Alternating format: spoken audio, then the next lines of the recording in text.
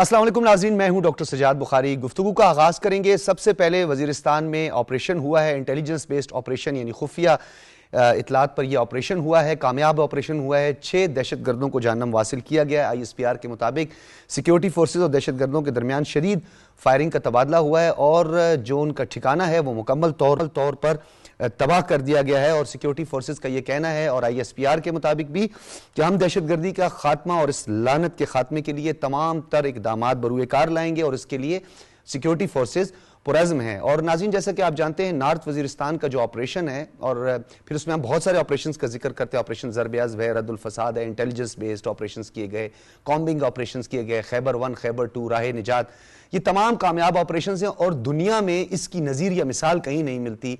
रजगाल, दत्ता खेल, मीरानशाह और मीर अली जैसे इलाकों में जो ऑपरेशंस, जिसमें आपने देखा कि नेटो फोर्सेज अफगानिस्तान में तोरा बोरा के ऑपरेशन नहीं कर पाई, लेकिन हमारी जो सिक्योरिटी फोर्सेज हैं उन्होंने अपनी पेशावराना सलाहियतों का लोहा मनवाया है और उन्होंने नॉर्थ वज़ीरिस्तान जैसा मुश्किल तरीन महाज जो है वो सर किया है। और एक कंटिन्यूएशन हमें नजर आ रही है कि दहशतगर्दों की जो आखिरी कमीनगाह है उसका भी खात्मा और उसके लिए तमाम सिक्योरिटी फोर्सेज पुरज़्म हैं। ये आपको बताना था, बड़ी एक अहम ब्रेकिंग न्यूज़ थी उसके हवाले से। और अब हम आगे बढ़ते हैं और अपने दीगर मौज़ूआत की तरफ आते हैं। सबसे पहले बात करेंगे मईशत। किसी भी माशरे, किसी भी सोसाइटी, किसी भी डेमोक्रेटिक स्टेट या किसी भी रियासत के लिए कामयाबी में रीढ़ की हड्डी की हैसियत रखती है और मईशत के लिए यानी जो रिफॉर्म्स लाना है वो सबसे ज़्यादा अहम है, क्योंकि जब हम आलमी मालियाती इदारे के साथ भी हमारी कोई नशिस्त होती है या वफूद के सतह पर मुलाकात होती है तो सबसे पहले वो रिफॉर्म्स की बात करते हैं कि स्ट्रक्चरल रिफॉर्म्स लाई जाएं, FBR में रिफॉर्म्स लाई जाएं, क्योंकि फेडरल बोर्ड ऑफ रेवेन्यू का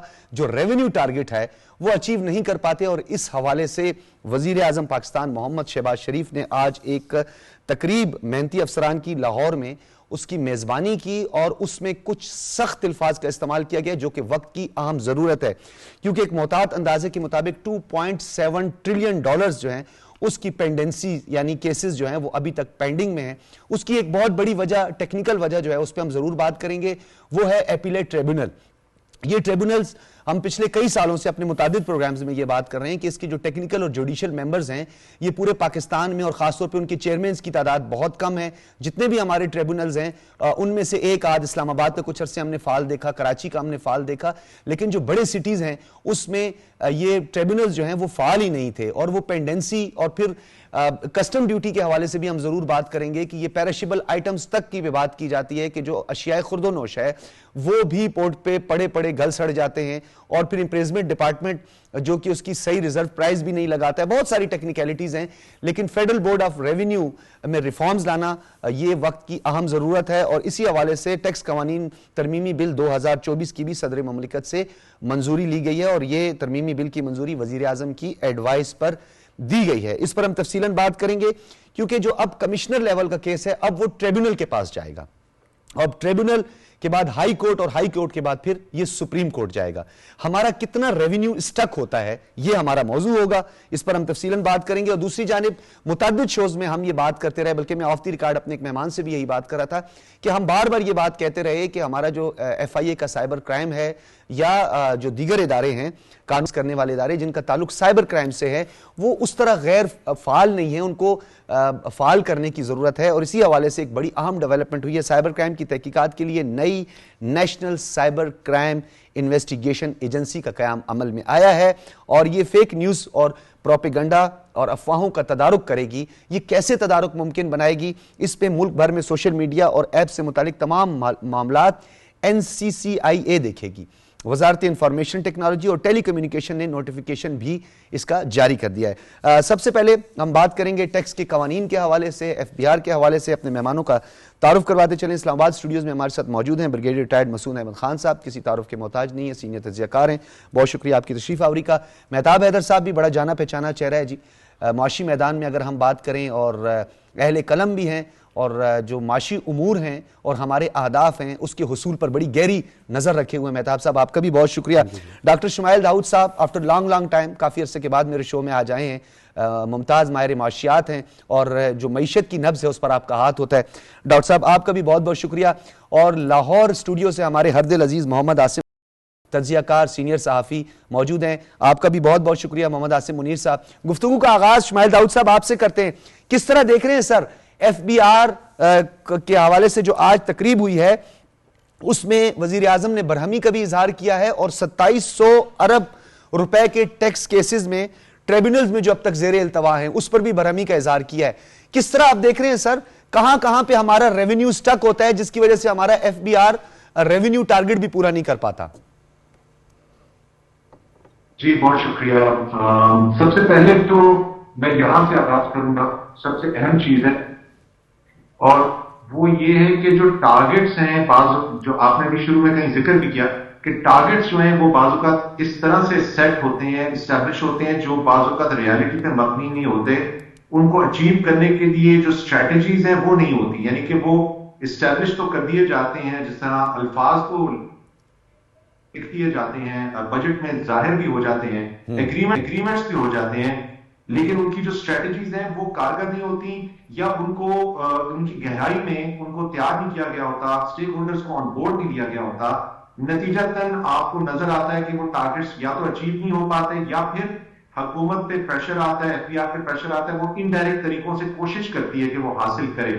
تو یہ کچھ گراؤنڈ ریالٹیز ہیں. اور جو 2.7 ٹریلین کا بار بار اخبارات میں بھی آ رہا ہے, ایف بی آر بھی ذکر کر رہے ہیں اور پرائم منسٹر نے بھی ذکر کیا, ظاہری بات ہے ان کو جو فیڈ کیا گیا وہ اس کی بیس پہ بات کر رہے تھے. جب ہم ایکچولی آن گراؤنڈ دیکھتے ہیں تو ہم یہ دیکھتے ہیں کہ بہت کوانٹیٹیو ٹارگٹس اسٹیبلش ہو جاتے ہیں گین, اور جو ایف بی آر کے جو ادارے ہیں, جو مختلف ان کے آر ٹی اوز ہیں, وہ اپنے ٹارگٹس کو اچیو کرنے کی جسے کہتے ہیں اس ٹارگٹس کو اچیو کرنے کی کوشش میں, سبقت لے جانے میں یا اس کو حاصل کرنے کی کوشش میں بعض اوقات unnecessarily غلط قسم کی ریز کر دیتے ہیں ریسیویبلز.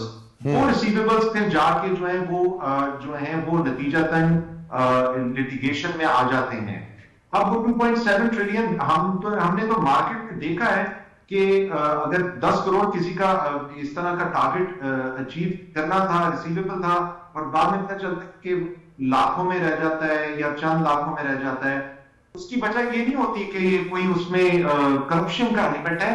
وہ بیسکلی جو لوگ ہیں انہوں نے اس کے اندر اپنا ہوم ورک نہیں کیا ہوتا اور اس تیزی میں اپنے ٹارگٹس کو اچیو کر. تو یہ بھی ایک نتیجہ ہے جس کے اندر اسکل اور inferior quality of work that results into those issues.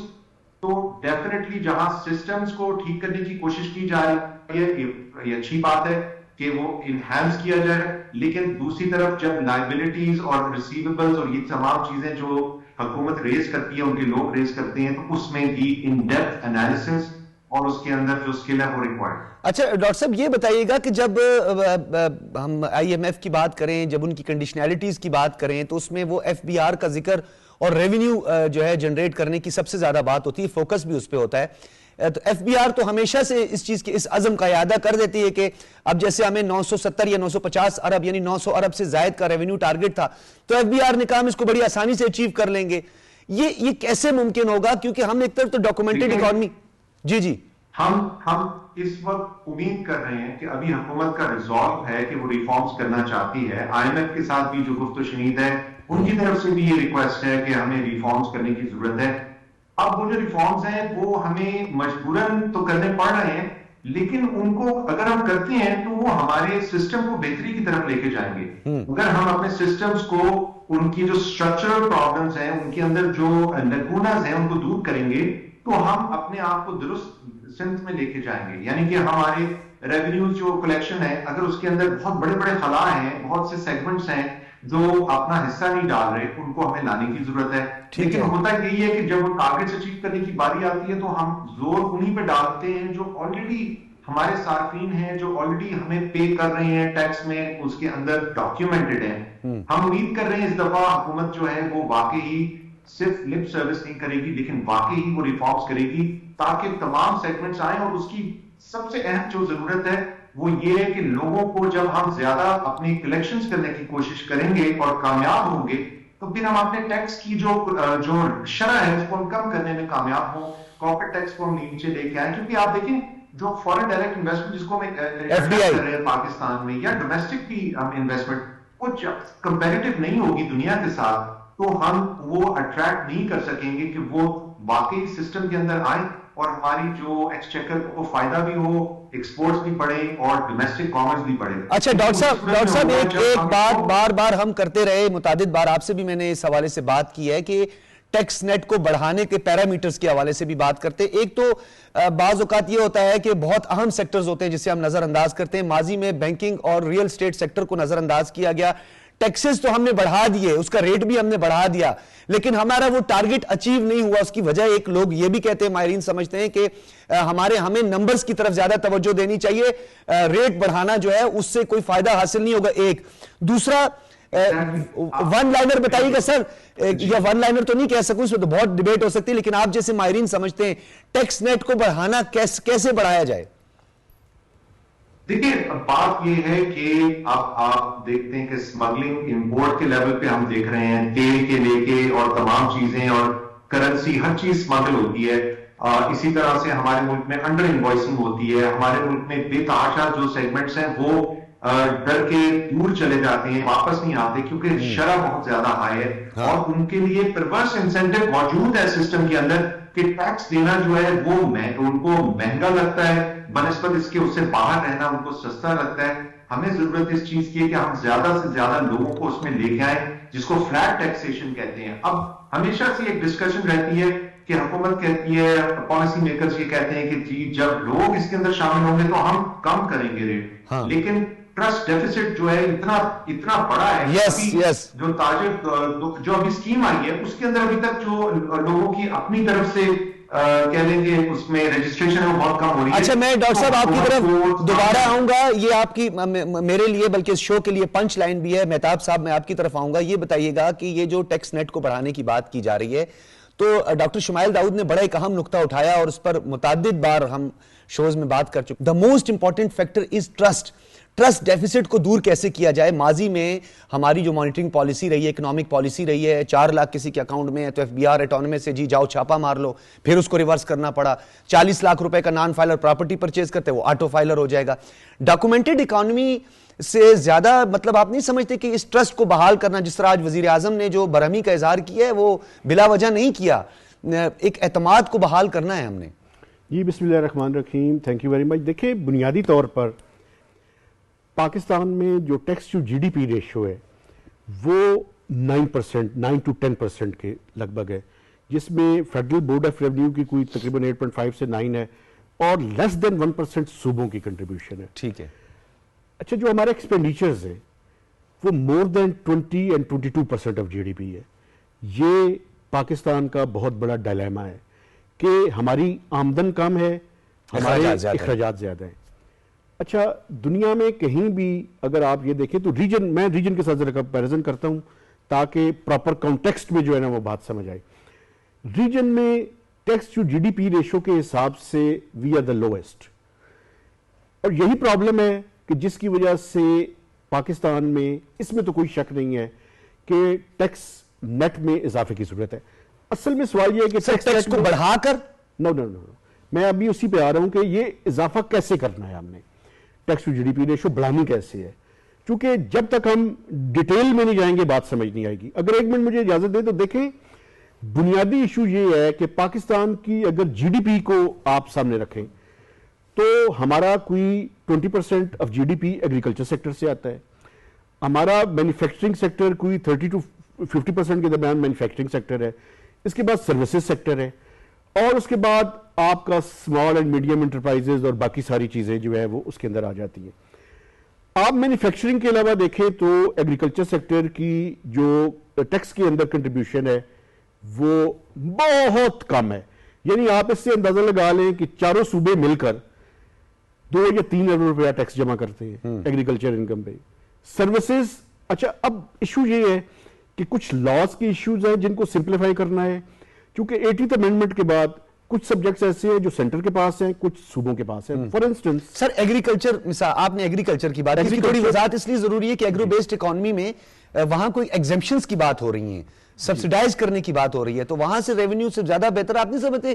جو آئی ایم ایف بھی ہمیشہ کہتی کہ ہمارا جو 2% ملک کے اندر جو اشرافیہ ہے اس کا نہیں. دیکھیں میں آپ کو بتاؤں ٹیکس کا نظام اس ٹائم تک ٹھیک نہیں ہوگا جب تک فیئر ٹریٹمنٹ نہیں ہوگی. فیئر ٹریٹمنٹ ہوگی تو پھر سب کے لیے ایک جیسا ہوگا.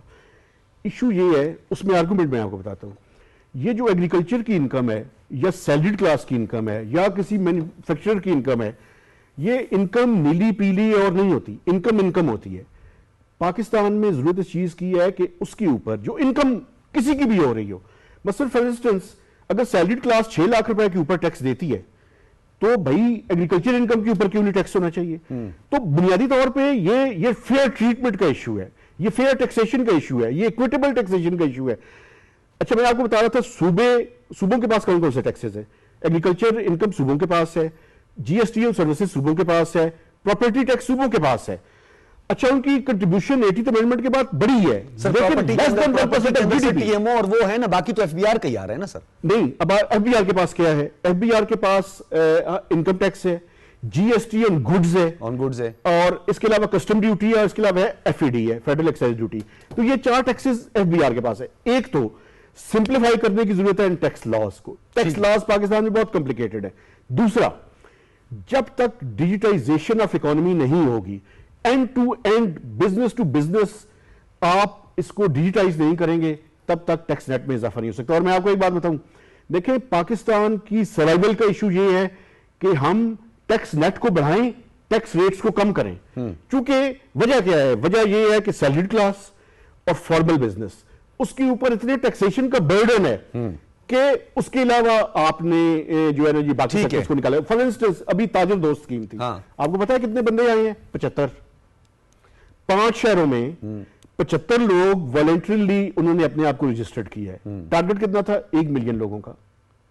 تو یہ ایسے نہیں ہو سکتا کہ, اور اس کا آپ نے بہت نومینل سا, مطلب کوئی ایسی بات بھی نہیں, کوئی پریشانی کی بات ہی. تاجر دوست اسکیم میں رجسٹریشن کروانی تھی آپ نے. اور میں آپ کو ایک بات بتاؤں, آپ نے پوچھا حل کیا ہے, اس کا حل کیرٹ اینڈ سٹک دونوں ہیں. آپ کیرٹ ہی دیے جائیں گے اور ریٹ آف دا اسٹیٹ کو قائم نہیں کریں گے, پرابلم ہے. آپ کیرٹ بھی دیں, آپ کے ہاتھ میں سٹک بھی ہونی چاہیے, اور انفورسمنٹ. لیکن سر خالی سٹک نے بھی تو نقصان پہنچایا ہمیں ماضی میں. میں کہتا ہوں پھر دونوں سائملٹینیسلی چلانے کی ضرورت. یہ آپ کا بڑا اہم نقطہ ہے. ٹھیک ہے برگیڈی صاحب, گو کہ ہم معیشت پہ بات کر رہے ہیں, اور ڈیفینیٹلی آپ اینالسٹ ہیں, ملک کی معیشت کو آپ بھی بہت اچھی طرح سمجھتے ہیں. میں کیونکہ عاصم بھائی کی طرف بھی جاؤں گا, ان سے بھی بات کروں گا, اور کیونکہ لاہور میں وہ بیٹھے ہیں تو بہت ساری چیزوں کو بڑے قریب سے دیکھ رہے ہیں. آج اس تقریب میں بھی وہ موجود تھے. یہ بتائیے گا سر, یہ ٹیکس دینے سے ہم اتنا کیوں گھبراتے ہیں؟ میں بھی فائلر ہوں, میں بھی ٹیکس دیتا ہوں, بعض اوقات مشکلات بھی ہمیں ہوتی ہیں, پریشانی بھی ابھی ہوتے ہیں, ہمیں جو سیلری ملتی ہے اس سے بھی ٹیکس کٹ جاتا ہے, چاہے سلیبنگ کی مد میں ہو, جو بھی ہو. یہ آخر کیوں ہمارا جو ہے یہ اعتماد جو ہے نا وہ ابھی تک بحال نہیں ہو رہا, ہمارا جو ریونیو وہ ہے ایف پی آر کا؟ جی ہاں, دیکھیں دیٹ از ویری انفارچونیٹ ہے, اور میرا خیال میں پاکستان میں اس وقت جو سیلریڈ کلاس ہے وہی ٹیکس دے رہے ہیں, وہی ٹیکس نیٹ میں, باقی تو کوئی نہیں دے رہے ہیں. مجھے خود اپنا یاد ہے کہ ہم جس طریقے سے ٹیکس کٹ رہا ہے, ابھی بھی جب بھی کہیں پہ بھی جاب کرتے ہیں تو ٹیکس کٹتا ہے. لیکن انفارچونیٹلی جن کا جس طرح مہتاب بھائی نے ایکسپلین کیا ہے, جن کو دینا چاہیے وہ نہیں دے رہے ہیں. انڈسٹریلسٹ ہیں, اگر ان کے اثاثے دیکھیں اور جو وہ ٹیکس دے رہے ہیں تو زمین آسمان کا, اگر وہ ارب پتی ہے لیکن وہ 25,000 اسسمنٹ کون لگاتے ہیں نا سر, یہ بھی تو بات ہے. وہی انفارچونیٹلی ہے. تو جس طرح یہ بتا رہے ہیں نا کہ کیرٹ اینڈ سٹک والی بات ہے, اور ہمیں سیریسلی اگر پاکستان کو ہم نے معاشی بحران سے نکالنا ہے تو ہمیں بڑے اسٹرکٹ ایکشنز لینے پڑیں گے, تب جا کے یہ ہم جو مسائل اکانومی کے آ رہے ہیں اور وہ ہوگی. اور ہم اس کوشش میں لگے ہوئے کہ بعض انویسٹرز آئیں اور یہاں پہ کریں, اور لیکن ہمارے اپنے یہاں پہ لوکلی مسائل اتنے سارے ہیں, میرے خیال میں کچھ ہمیں بڑے سیریس ایکشن لینے پڑیں گے. ہاں, یہ آپ نے بڑی اہم بات کی. محمد آصف صاحب آپ بتائیے گا, آج اس تقریب میں بڑی اہم گفتگو ہوئی ہے, وزیر اعظم صاحب تھوڑے برہم بھی دکھائی دیے ہیں, اور اس 2.7 ٹریلین روپیز کے جو کیسز ہیں اس پینڈنسی پر بھی انہوں نے اپنی برہمی کا اظہار کیا ہے. سر ہم ہر دور اقتدار میں یہ بات سنتے ہیں کہ ہم ایف بی آر میں ریفارمز لا رہے ہیں, جو فائنینشیل انسٹیٹیوشنز ہیں وہ بار بار ہمیں کہتے ہیں کہ آپ جو اسٹرکچرل ریفارمز لائیں, ایف بی آر میں ریفارمز لائیں, ریونیو ٹارگٹ آپ کا پورا نہیں ہو رہا, آپ ٹیکس پیئرز میں اضافہ کریں. تو کیا لگتا ہے آپ کو, سمت تو نظر آ رہی ہے, ول بھی نظر آ رہی ہے, یہ جو ٹرسٹ ڈیفیسٹ ہے یہ کیسے دور ہوگا؟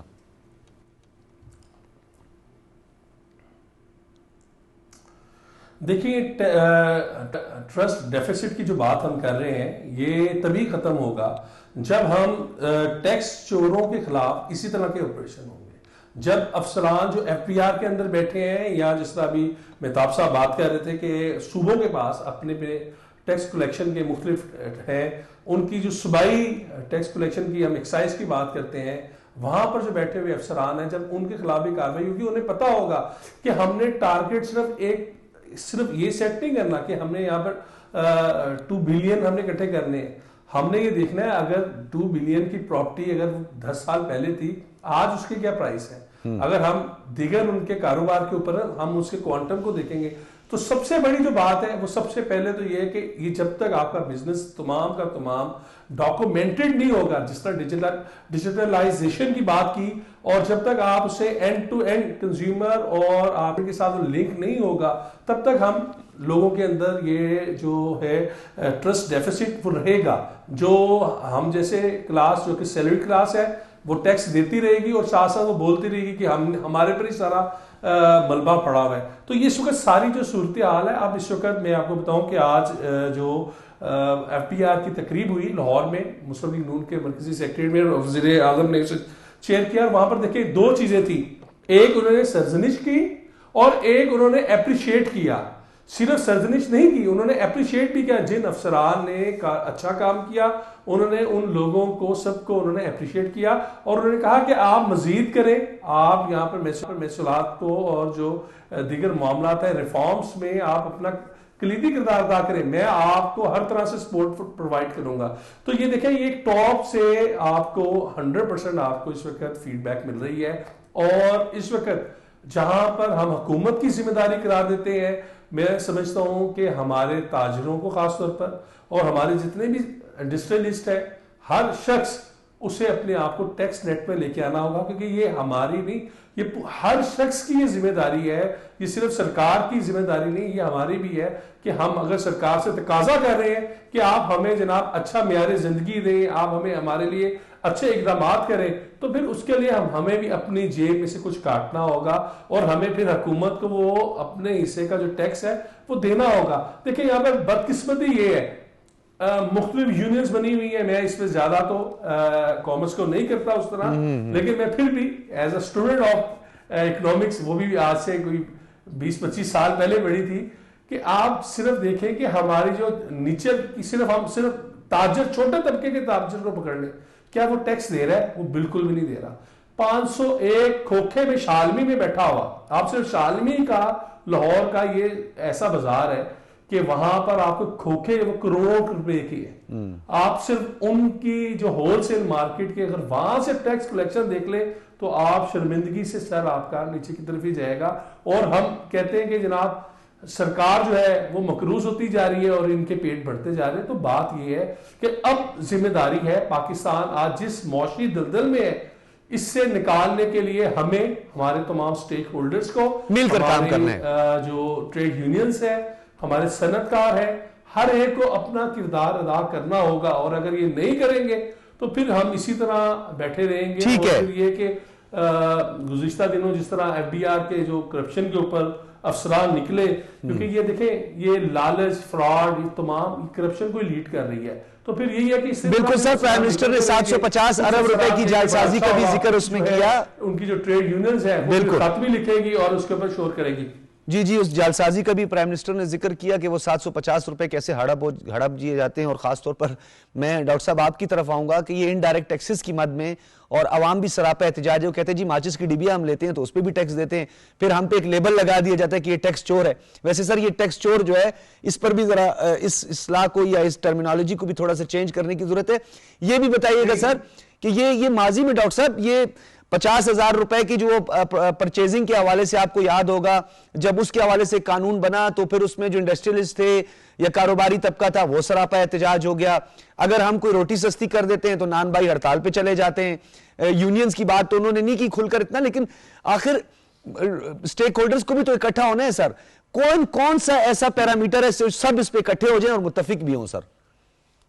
دیکھیں پہلی بات یہ کہ میں obviously بہت سے فورمز کو بھی ہم ڈسکس بھی کرتے ہیں, چیمبرز پہ ڈسکس کرتے ہیں, پھر ٹیکس پیئرز الائنس, اس طرح کے اور تھنک ٹینکس, اس میں ہم اپنا رول ادا کرتے ہیں. ہر جگہ پہ یہی بات ہوتی ہے کہ فلیٹ ٹیکسیشن کی طرف ہم جائیں, آسانی پیدا کریں, جس طرح مہتاب صاحب کہہ رہے تھے, ایز ہو, زیادہ سے زیادہ لوگ آئیں. اور ٹیکس جسٹس کی جو ہم بات کر رہے ہیں وہ یہ ہے کہ اکاؤنٹیبلٹی ہو. حکومت اس طرح سے اندھا دھند جا کے خرچ نہیں کر سکتی کہ ونڈز کے اوپر پروجیکٹس جو ہیں وہ جا کے اناؤنس کر دے کہ یہ تبدیل یہ بنا دیں وہ بنا دیں وہ بنا دیں، کیونکہ وہ پیسے یا تو ہماری عوام دیتی ہے ڈائریکٹلی یا انڈائریکٹلی، یا ہماری عوام کی کمر کے اوپر وہ وزن ڈال کے ہم باہر سے وہ قرض اٹھاتے ہیں جس کے اب بوجھ تلے ہم دبتے جا رہے ہیں، ملک دبتا جا رہا ہے۔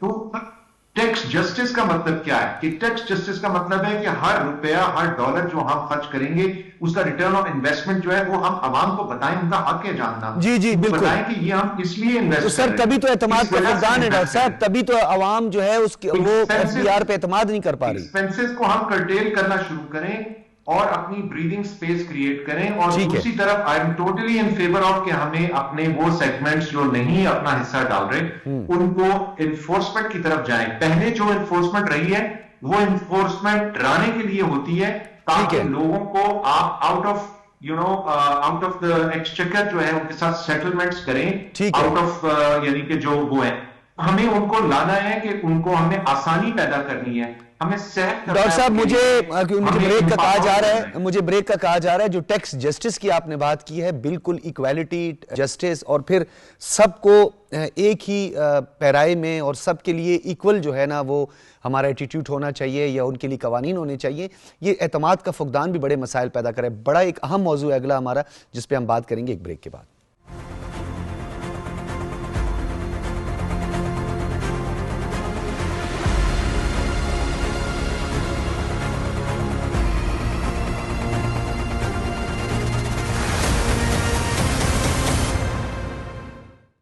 ویلکم بیک ناظرین، انتہائی احسن اقدام گورنمنٹ آف پاکستان کی جانب سے اور national cyber crime investigation agency کا جو قیام ہے وہ وقت کی اہم ضرورت تھی۔ قومی سلامتی کی بات کریں، ملک کے تشخص کی بات کریں، ملک کی ساورینٹی کی بات کریں، اس کو چیلنج کیا جا رہا تھا۔ فیک نیوز، جھوٹا اور پروپیگنڈا پہ مبنی جو پوسٹ اور ویڈیوز آپ دیکھتے رہے ہیں سوشل میڈیا پہ، اس کے تدارک کے لیے ہم بھی متعدد بار بات کرتے ہیں۔ برگیڈیئر صاحب آپ کی طرف آئیں گے۔ سائبر ایجنسی امریکہ اور برطانیہ کے طرز پر بنائی گئی ہے اور بڑی ایک اہم اس میں اور خاص طور پر آئی جی پولیس کے اختیارات تک بھی ان کو حاصل ہوں گے۔ کس طرح دیکھ رہے ہیں آپ اس ڈیولپمنٹ کو؟ کیونکہ ایک عرصہ دراز سے ہم دیکھ رہے ہیں کہ انفارچونیٹ جو ہے ایف آئی اے کا سائبر کرائم ونگ جو تھا وہ اس کو روکنے میں کامیاب اس طرح نہیں ہوا۔ اس سے آپ کو لگتا ہے کہ یہ جھوٹا پروپیگنڈا جو ملک کے تشخص کو خراب کر رہے ہیں ان کے گرد گھیرا تنگ ہوگا؟ جی ہاں، میرے خیال میں بالکل احسن اقدام ہے اور یہ اس کی ریکوائرمنٹ تھی، اور ہم نے دیکھا کہ ہم بات کرتے ہیں 5th جنریشن وارفیئر کی تو وہ انڈیا کر رہا تھا، لیکن ہمارا اپنے جب لوگ مل گئے اس میں، آپ دیکھیں اس کا حصہ بن گئے جو پاکستان کے اندر تھے، پاکستان کے باہر بیٹھے ہیں، یوٹیوبرز ہیں، وی لاگرز ہیں، سوڈو انٹلیکچوئلز ہیں اور دوسرے ہیں۔ یہ ایک فیک نیوز ایک انیشیٹ کرتا ہے، پھر وہ آگے شیئر ہوتی ہے اور اس طریقے سے وہ کہانی بلڈ کی جاتی ہے۔ پھر سوشل میڈیا بریگیڈ اس کو یوز کرتے ہیں اور بیسک ایم کیا ہوتا ہے، اسٹیٹ آف پاکستان کو اور انسٹیٹیوشن کو اس میں ملائن کیا جاتا ہے، انسلٹنگ نیریٹیوز بنائے جاتے ہیں اور تقویت جنریشن وار کو تقویت بخشی جاتی ہے۔ تو یہی تو ہمارا دشمن چاہتا ہے، وہ تو خوش ہو رہے ہیں کہ بھائی ہماری ضرورت نہیں، اب ان کا اپنے لوگ کر رہے ہیں اور اتنے یہ سوشل میڈیا بریگیڈز کر رہے ہیں۔ اور دیکھیں نا کہ چیف نے ابھی ریسنٹلی ایک تقریر میں پی ایف بیس رسال پور میں انہوں نے واضح کیا تھا، article 19 of constitution of Pakistan اس میں واضح کرتا ہے کہ وہاں جہاں پہ فریڈم آف ایکسپریشن ہے، فریڈم آف پریس ہے، لیکن there's a limitation۔ انہوں نے کہا کہ جب آپ نیشنل انٹیگریٹی کی بات کرتے ہیں، ڈیفنس کی بات کرتے ہیں، سیکیورٹی کی بات کرتے ہیں، you have to be very careful، آپ اس میں ملائن نہیں کر سکتے۔ سر یہ جس آرٹیکل 19 کا آپ ذکر کریں، مہتاب صاحب بھی میری بات کو جو ہے انڈورس کریں گے کہ اس آرٹیکل 19 کی جو حدود ہیں اس میں ہم فارن پالیسی پہ بلکہ پوری دنیا میں یہ ڈیبیٹ ہو رہی ہے کہ آزادی اظہار رائے کا مطلب نہیں ہے کہ آپ اپنی فارن پالیسی، آپ اپنے ڈیفنس میٹرز کو ملائن کریں یا اس کے اندر آ کر آپ انٹروین کریں یا اسے کنٹروورشل بنائیں۔ کسی ویسٹرن ملک میں ایسا نہیں ہوتا، امریکہ میں کہیں نہیں ہوتا۔ آپ نے کبھی دیکھا کہ اپنے آرمڈ فورسز کے خلاف یا کسی ادارے کے خلاف وہاں پہ ایسی کوئی موو چلی ہوگی؟ بالکل نہیں ہوگی۔ لیکن یہاں پہ پاکستان میں انفارچونیٹلی دیکھیں نا وہی کنسپٹ ہے کہ ہم جو چنکیا کتلیہ کے جو آئیڈیاز تھے یا جوزف گوبلز نے کہا تھا if you tell a lie big enough and keep repeating it eventually people will start believing it، تو یہ اس مقصد کے ساتھ، اس ڈیزائن کے ساتھ یہ پروپیگنڈا کر رہے ہیں اور چاہتے کیا ہیں، ڈیوائڈ کریں within the ranks and file اور قوم اور افواج پاکستان کو تقسیم کرنے کی مضموم کوشش کر رہے ہیں۔ اور سر ایک میں چاہتا ہوں کہ ہمارے جو نوجوان اس وقت دیکھ بھی رہے ہیں ہمیں، کیونکہ ہمارا جو اسٹیٹ میڈیا ایک رسپانسبل میڈیا ہے اور ہم ہمیشہ یہ بات کرتے ہیں، یہ جو 5th جنریشن وار ہے، یہ ہائبرڈ وار ہے، یہ سائیکولوجیکل وار ہے، اس کو ہمارے نوجوان کیوں اسٹڈی نہیں کرتے؟ جائیں نا گوگل کرتے ہیں ہر چیز، تو اس کو بھی تو ذرا پڑھیں. اس میں ملک کے خلاف سازش میں سب سے پہلے انٹرنل سیکیورٹی ہے، اس کے بعد مسلح افواج اور عوام کو آپس میں جو ہے نا ان کے درمیان ایک مس انڈرسٹینڈنگ پیدا کرنا ہے. اگر وہ اس کو سمجھ جائیں تو وہ کبھی اس ٹول میں کسی کنٹروورسی میں پڑیں گے ہی نہیں. جی ہاں، دیکھیں آپ کی بالکل بات صحیح ہے، لیکن انفارچونیٹلی جو آج کا نوجوان ہے کچھ لوگوں نے ان کو غلط راستے پر ڈال دیا، اور وہ ایسی کہانیاں ہیں. ابھی آپ سوشل میڈیا کو آپ دیکھتے ہیں یا ایکس میں آپ جاتے ہیں، جب وہ کہانیاں ایک فلوٹ کرتا ہے اس کے بعد وہ شیئرز ہوتے ہیں.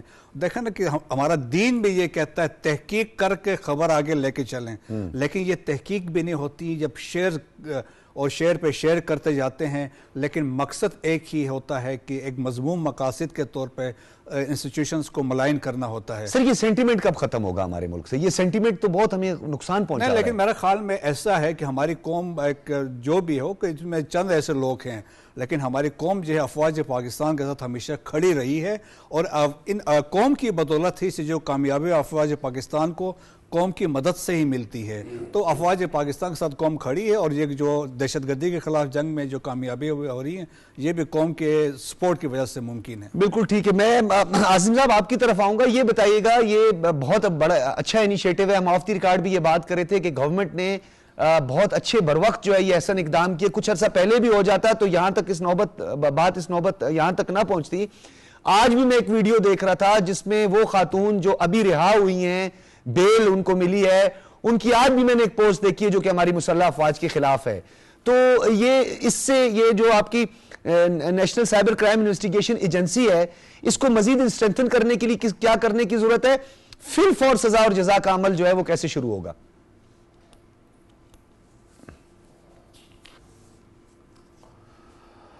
دیکھیں فی الفور سزا اور جزا کے لیے نا، دیکھیں یہاں پر ایویڈنس کلیکشن جو ہے نا وہ سب سے اہم ہے. اصل میں یہ بنانے کی کیوں سب سے زیادہ ضرورت پڑی، اس کی ایک بنیادی وجہ ہے. کچھ اس میں کریٹک جو ہے وہ یہ بات کہہ رہے ہیں کہ یہ بڑا غلط اقدام ہے، لیکن میں سمجھتا ہوں کہ دیکھیں ہم پہلے بھی بات کر رہے تھے کہ ہم ٹیکس نیٹ کے لیے بھی ہمیں خود احتسابی کے لیے اپنے آپ کو پیش کرنا ہوگا. اگر ہم کہتے ہیں کہ ہم نے اپنے معاشرے کو بہتر معاشرہ بنانا ہے اور ہم نے حکومت کے ساتھ مل کر ایک مفید شہری بننا ہے، تو پھر ہمیں کس چیز کا ڈر ہے، کس چیز کا خوف ہے؟ تو ہمیں آگے آنا چاہیے. لیکن بدقسمتی یہ رہی کہ ایف آئی اے کے اندر یہ سائبر کرائم کا آ تو گیا، اور اس کے بعد جو معاملات تھے وہ کہا جاتا تھا کہ ایف آئی اے اسے اس طرح لے کے چلے گا، لیکن وہاں پر بھی جو ان کی انویسٹیگیشن ونگ تھا وہاں پر بڑے لمیٹڈ سٹاف تھا، اور ہمیشہ یہی کہا جاتا تھا کہ ہمارے پاس سائبر کے ایکسپرٹ کم ہیں. اب ایشو یہ ہے کہ جس طرح ڈیجیٹل میڈیا آگے کی طرف بڑھا ہے، دیگر معاملات وہ آپ کے سامنے آ گئے ہیں، سوشل میڈیا ہے، ڈیجیٹل ورلڈ میں آپ جہاں بھی دیکھ لیں آن لائن فراڈ ہو رہے ہیں، ہراساں کیا جا رہا ہے، خواتین کو ہراساں کیا جا رہا ہے، لوگوں کے ساتھ فراڈ کیے جا رہے ہیں. یہ پروپیگنڈا سب سے بڑا اس وقت ایک ہم یہ کہیں گے کہ عذاب کی طرح نازل ہوا ہے پاکستان میں، کہ پاکستان کی معیشت کو بھی آگے چلنے دے رہا، پاکستان کی جو استحکام ہے اسے بھی خطرے سے دوچار کر رہا ہے، اور لوگوں کو گمراہ کیا جا رہا ہے. تو اس تمام کے لیے اس وقت صورتحال یہ تھی اور یہ ضرورت تھی پاکستان میں کہ ایک ایسی ایجنسی بنائی جاتی جو آگے چل کے اپنے مینڈیٹ کے مطابق کام کرتی. تو میں یہ سمجھتا ہوں کہ این سی سی آئی اے جو بنائی گئی ہے، اسے جو مینڈیٹ دیا گیا ہے، شروع میں اس میں کچھ ٹیکنیکل اس میں کچھ رکاوٹیں آئیں گی، کچھ لوگوں کو بھی سمجھنے میں آئیں گی، لیکن اس پہ جب عمل پیرا ہوں گے، ہمارا ایک ڈیڈیکیٹڈ ہماری ٹیم اس کے اندر آئے گی. اور جو اب نیا اس کا سٹرکچر بن رہا ہے کہ اس میں دیکھیں کہ جو میرے پاس ڈیٹیلز ہیں اس کے اندر کہ 21ویں گریڈ کے جو افسر ہے وہ اس میں سرکاری ہوں گے. اس کے بعد نیچے سارا جو ایڈیشنل ڈائریکٹر جنرل، ڈائریکٹرز وغیرہ، وہ تمام ایک ڈائریکٹوریٹ جو بنے گا. تو وہاں پر جب آپ کے سائبر کرائم سے ریلیٹڈ افسران کو لایا جائے گا، ایف آئی اے کا سائبر کرائم ونگ بھی اس میں ضم ہو گیا. ہمارے طالب علم جو کہ آپ جنہوں نے سائبر کرائم کے اوپر پی ایچ ڈیز کی ہوئی ہیں، ایسے لوگوں کو اندر لایا جائے گا جو انویسٹیگیشن کو، کرمنالوجی کو سمجھتے ہیں. تو پھر آپ دیکھیں اس سے آپ کو خاطر خواہ نتائج بھی ملیں گے، اور پھر سزا اور جزا بھی فوری طور پر ہوگی. کیونکہ ایف آئی اے میں ہمیشہ یہ ہوتا رہا کہ یہ جو ونگ ہے وہاں پر پولیس افسران آئے، انہوں نے اس طرح ڈیڈیکیشن کے ساتھ کام نہیں کیا، کرتے رہے، لیکن ہمارے پاس ابھی تک کوئی رزلٹ ایسا نہیں ہے جو ہونا چاہیے تھا. تو اب یہ ایک این سی سی آئی اے کے ساتھ ہمیں یہ تو یقین ہوگا کہ اب ان کے پاس ان کی ڈائریکشن بڑی کلیئر ہوگی، اور جب یہ کسی بھی کیس کے حوالے سے جب یہ اس میں انویسٹیگیٹ کریں گے تو پھر جو لوگ اس فراڈ کے اندر، اس کمپین کے اندر جو کہ سائبر ٹولز کے ذریعے استعمال کی جا رہی ہے، وہ آن لائن کوئی بھی ہو، ڈیجیٹلی کچھ بھی ہو رہا ہو، تو پھر انہیں سزا بھی ملے گی. کیونکہ آج کے بھی آپ کو حوالے سے بتاؤں، آج مجھے کسی کلیگ نے، 1 منٹ آپ کا لوں گا، کسی کلیگ خاتون نے مجھے میرے چینل میں کہا کہ میرے ساتھ فراڈ ہوا ہے اور میں نے کمپلین کرنی. میں نے انہیں سائبر کرائم کے ڈپٹی ڈائریکٹر کا نمبر دیا، انہوں نے کہا جی آپ ای میل کر دیں، 1 مہینے کے اندر کام ہو جائے گا. لیکن جب آپ کا، مجھے یقین ہے کہ جب آپ کی NCCIA جب بن جائے گی تو یہ 1 مہینے والا جو پروسیس ہے نا، کم از کم یہ 1-2 دن پہ چلے جائے گا. تو پھر لوگوں کا بھی اعتماد آئے گا، لوگوں کو خوف بھی آئے گا. کیونکہ جب تک آپ کو خوف نہیں ہوگا آپ اس کرائم کو نہیں روک سکتے. کرائم کو روکنے کے لیے جہاں پر سزا اس لیے تو ہے کہ سزا ملے گی تو اس کے بعد جو جرم ہے وہ بھی کم ہوگا. اور جب کسی کو خوف ہی نہیں ہوگا کہ مجھے سزا ملنی، ڈر ہی نہیں ہوگا، تو پھر وہ جرم بھی بڑھتے جائیں گے. تو میں سمجھتا ہوں کہ حکومت کا یہ بہتر اقدام ہے. ہم مختصراً ہے، آپ سعودی عرب میں دیکھ لیں، آپ چائنا میں دیکھ لیں، آپ UK میں چلے جائیں، کیا وہاں پہ قانون نہیں ہے؟ قانون ہے، بالکل ہے سر. اسی لیے تو وہاں پر اس طرح کی جو ہے سر وہاں پر تو بدقسمتی سے آرٹیکل 19 کا پرچار ہی نہیں ہے سر. کر کے دکھائیں، وہاں پر کچھ کیوں نہیں کر سکتے؟ وہاں تو آرٹیکل 19 کا ذکر ہی نہیں ہے. قانون کی عملداری بھی ہے. تو پاکستان میں سمجھتا ہوں کہ اس وقت جو پاکستان کی لیڈرشپ ہے، چاہے وہ ملٹری کی ہے، چاہے وہ ہماری سول جو اور ہمارے پولیٹیشنز ہیں، ان تمام کی جو کوشش ہے اس سے یہی رہے کہ پاکستان آگے کی طرف بھی بڑھے گا اور جو یہ مسائل ہیں انہیں بھی خاطر خواہ انہیں حل کیا جائے گا. ٹھیک ہے. مہتاب حیدر صاحب، جس طرح محمد عاصم صاحب نے کہا کہ اس میں کچھ ٹائم ضرور لگے گا، لیکن یہ کوئک رسپانس اس کا ایکسپیکٹ کیا جانا چاہیے اور ہوگا بھی، کیونکہ جو حالات نظر آ رہے ہیں بہت آگے بڑھ گئے ہیں. یہ بے لگام گھوڑے جو پاکستان کی نہ صرف معیشت کو نقصان پہنچا رہے ہیں، پاکستان کے تشخص کو نقصان پہنچا رہے ہیں، بلکہ وہ چند 25-30 ہزار روپے کی سیلری لے کر جس کا انکشاف بھی ہوا خیبر پختونخوا کا، تو آپ کو نہیں لگتا کہ ابھی ہم مزید اس میں تاخیر کے متعامل نہیں ہو سکتے؟ دیکھیں، بنیادی طور پر اگر اس سارے معاملے کو آپ دیکھیں تو میں سمجھتا ہوں کہ یہ بہت ہی امپورٹنٹ قسم کا انسٹیٹیوشن ہے. اس کی وجہ یہ ہے کہ آپ جیسے جیسے ٹیکنالوجی کا فروغ ہو رہا ہے. اچھا، اکنامک امپیکٹ کا بھی اس پہ ذرا ضرور بات کیجیے. بالکل بڑی امپورٹنٹ. میں آپ کو بتاؤں کہ پاکستان میں ابھی کچھ عرصہ پہلے آپ نے ہیکنگ اور فشنگ کی ٹرمینالوجیز جو ہے وہ سنی ہوں گی کہ مختلف طرح کے فائنینشیل فراڈز جو ہے وہ ہو رہے تھے. تو میں سمجھتا ہوں کہ یہ اس کے حوالے سے بھی بڑا امپورٹنٹ ہے، فائنینشیل فراڈز. چونکہ اس کی وجہ یہ تھی کہ پتہ نہیں کس کمپنی کی طرف سے آپ کتنے کروڑ نکل آئے ہیں، ابھی آپ 5,000 روپے ایزی پیسہ کر دیں. میں کچھ عرصہ پہلے اگر آپ کو 2-3 سال پہلے کی بات بتاؤں تو لوگوں کے جو ATMs ہیں ان سے پیسے نکلنے شروع ہو گئے تھے. وہ انہوں نے ہیکنگ کر کے جو ہے وہ پیسے نکال رہے تھے. تو میں سمجھتا ہوں کہ جو سائبر سیکیورٹی اور سیفٹی ہے یہ بڑا امپورٹنٹ ہے، اور اس کے لیے ایک ڈیڈیکیٹڈ یہ سارا نظام جو ہے بڑا امپورٹنٹ ہے. اچھا، ایک دوسری بات جو میں سمجھتا ہوں بحیثیت جرنلسٹ میرے لیے بڑی امپورٹنٹ ہے. جی سر. وہ یہ ہے کہ مجھے جو آج پوری دنیا میں ایک ڈیبیٹ جنریٹ ہوئی ہے وہ ہے فیک نیوز کی. کہ فیک نیوز کا میں سمجھتا ہوں کہ حل یہی ہے. میں ریٹ آف دا اسٹیٹ کو مانتا ہوں، ریٹ آف دا اسٹیٹ ہے. فیک نیوز کے لیے بھی بڑا امپورٹنٹ ہے کہ آپ ایک ایسا ڈیڈیکیٹڈ انسٹیٹیوشن بنائیں جو کہ فری اینڈ فیئر ٹرائل کے اوپر جو ہے وہ بات ہو رہی ہے، وہ ایویڈنس کلیکٹ کریں، وہ لوگوں کو دیکھیں اور اسی کی بنیاد پہ. سر یہی تو ڈیبیٹ ہو رہی ہے. We are part of it. میں اور آپ اس کا حصہ ہیں. We are not out of it.